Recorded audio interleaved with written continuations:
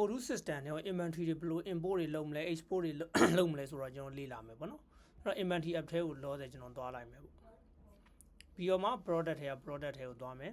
ပြီးတော့မှကျွန်တော် product တစ်ခုကိုကြည့်လိုက်မယ်ဒီတဲမှာကျွန်တော်က bell fee တွေကိုကျွန်တော်က export လုပ်ချင်တာလဲပေါ့နော်ဥပမာထားပါတော့ save point တော့ save purchase နော်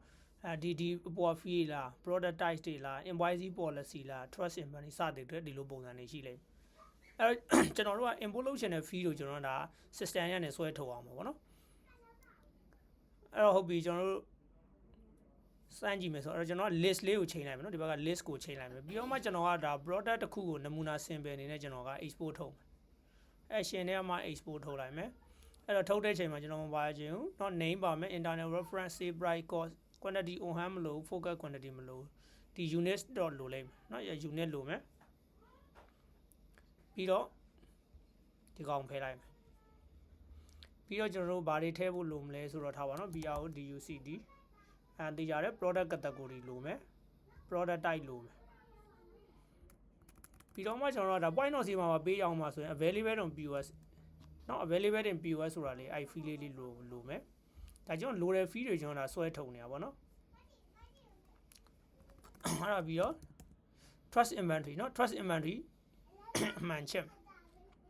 trust inventory ပြီးတော့မှ tracking လုပ်မယ် tracking ကဒါ lot and serial number နဲ့သွားမှာလားဆိုတဲ့ဟာတော့เนาะ trust inventory ခေါ်မယ် tracking ခေါ်မယ်အဲ့ဒါပြီးတော့ကျွန်တော်တို့ထားပါတော့ SALE save test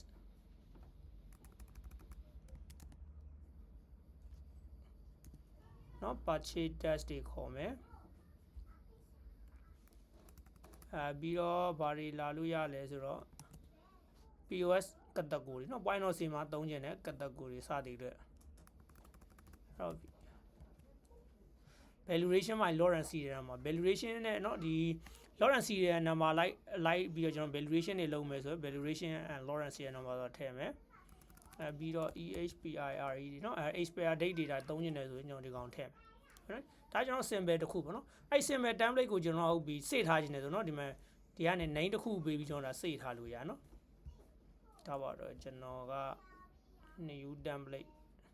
ပြောမှဒီမှာ DST test ဆိုပြီးကျွန်တော်စေ့ထားလို့ရတယ်ဒါဆိုရင်ကျွန်တော်ခဏဒီ template ကို create လုပ်ဆရာမလိုဘူးပေါ့နော်ဒီလိုပုံစံထွက်လိုက်ဒါကျွန်တော် system မှာနော်ကို import လုပ်ဖို့လိုမယ် fee တို့ဒါလောတယ်ကျွန်တော်ကဒါ sample product တစ်ခုစောက်ပြီးတော့ဒါကျွန်တော် create လုပ်လိုက်တာ okay ဟုတ်ပြီကျွန်တော်ဘာတွေလိုနိုင်အောင်တော့ same မှာဆိုတာ packaging နဲ့ပတ်သက်ပြီးဒါကျွန်တော်ဒါသုံးဖို့လိုလဲကျွန်တော်ဒါထပ်ထည့်ရမယ်เนาะဒါကျွန်တော်ဒါ unit of match ရရပေါ့เนาะမတူညီတဲ့ product တွေထပ်သုံးခြင်းလဲဆိုလဲထပ်ထည့်ဖို့လိုလိမ့်မယ်ဟုတ်ပြီကျွန်တော်အဲ့ဆိုရင် select မှတ်လိုက်မယ် action တွေက export ကျွန်တော်ရဲ့ template လေးက test ဆိုတဲ့ဟာလေးကျွန်တော် export ဆိုတာလေးထုတ်လိုက်ဒါဆိုရင်ဒီ Excel file လေးတစ် file ရလာလိမ့်မယ်เนาะအဲ့တော့ဒီ fee name နေနဲ့အတူပေါ့เนาะကျွန်တော်ဒါကိုတို့ဒါ update လုပ်ချင်တဲ့ data တွေလိုက်ပြီးတော့ထည့်ပေးရမှာပေါ့ဒီလိုပုံစံထွက်လိုက်မယ်အဲ့တော့ save tab purchase tab ကိုကျွန်တော်ဘာလို့ခေါ်လဲဆိုတော့ blank အနေနဲ့ထားပြီးတင်ချင်တာ blank အနေနဲ့မထားဘဲနဲ့တင်လိုက်ရင်ဒီနေရာမှာ 50% ဆိုတဲ့ဟာ system auto default တွေပါလာမှာဆိုလို့ပေါ့နော် okay Lawrence number ဆို true ပေါ့နော် expire date တွေတော့ loss ရောမရှိသေးဘူး okay ဒီလိုပုံစံလေးထွက်လိုက်မယ်အဲ့လိုပုံစံဒီ template လေးရပြီဆိုမှကျွန်တော်ဒါ import ကပြီးတင်လို့ရမှာပေါ့နော်import တင်တဲ့အချိန်မှာကျွန်တော်ဘာတွေ error တက်နိုင်လဲဆိုခုနကကျွန်တော်တင်တဲ့ဒီ unit တွေပြီးတော့ product category တွေเนาะဒီကောင်တွေက system ပေါ်မှာရှိမနေဘူးဆိုတော့ error တက်မှာဒါပါတော့ကျွန်တော်ကဒီမယ်เนาะ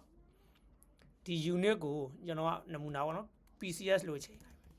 PCS လို့ချိန်လိုက်မယ်ချိန်ပြီးတော့ကျွန်တော် save လိုက်မယ် save ပြီးတော့မှကျွန်တော် import တင်မယ်เนาะ import တင်မယ်ဆိုတော့ကြာတော့ကျွန်တော်ဟုတ်ပြီ action တွေကနေ import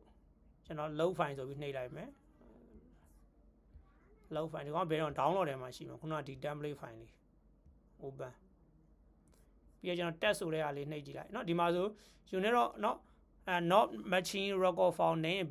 เนาะ PCS ပေါ့เนาะ PCS ဆိုတဲ့ fee မတွေ့ဘူးပေါ့เนาะဒီလိုပုံစံ error တွေတော့တက်နိုင်တယ်ဒါတွေက system ထဲမှာ auto ရှိနေဖို့လိုလိမ့်မယ်ဒါပေမဲ့တစ်ခုရှိတယ်ဒီကောင်တို့ရတယ်ဒီမရှိတဲ့ fee လေးကိုကျွန်တော်ဘာလုပ်မလဲ create new value လုပ်ပါဆိုတော့ရ system auto အသစ်နောက်ထပ်ပါထပ်ပြီးစောက်ပေးလိမ့်မယ်เนาะဒါဆိုတော့အလုပ်ရှုပ်တတ်တာပေါ့เนาะဒီလိုပုံစံထွက်လိုက်အဲ့ဆိုကျွန်တော်ကဟုတ်ပြီ create new value လုပ်လိုက်မယ်လုပ်ပြီးတော့မှကျွန်တော်က import ဆိုတာနှိပ်လိုက်เนาะအဲ့ဆိုရင်ဒီ PCS ဆိုတဲ့ဟာတွေနောက်ထပ်တစ်ခု system နဲ့ auto create လုပ်ပြီးထွက်လိုက် အဲ့လိုပဲအဲ့တော့ဗာထက်လဲအဲ့ unit of measure တွေကเนาะဒီမှာဗာလာပြီးတော့ PCS ဆိုပြီးတော့ system auto create လာလုပ်လိုက်အဲ့ဒီမှာ PCS ဆိုပြီးလာပြီးလုပ်လိုက်မယ်အဲ့တော့သူ့ရဲ့ဆက်သွယ်ချက်တွေဒါပေါ့เนาะဟိုmulti unit တွေဆက်သွယ်ချက်တွေဒါရှင်ဆက်သွယ်ချက်တွေလာမထည့်ထားရင်တော့အဲ့ဒါသေချာတယ် inventory report မှာကျွန်တော်တို့ဒါ error တက်မှာပေါ့เนาะ error တက်နိုင်တယ်ဒီဟာလေးတွေရှိတယ်တချို့အဲ့ category တွေဆိုလဲအဲ့လိုပဲမရှိတာပေါ့เนาะ system ပေါ်မှာရှိမနေဒါပေးပြီးတော့မတင်တာပေါ့เนาะအဲ့လိုပုံစံလေးတွေရှိနိုင်ပါတယ်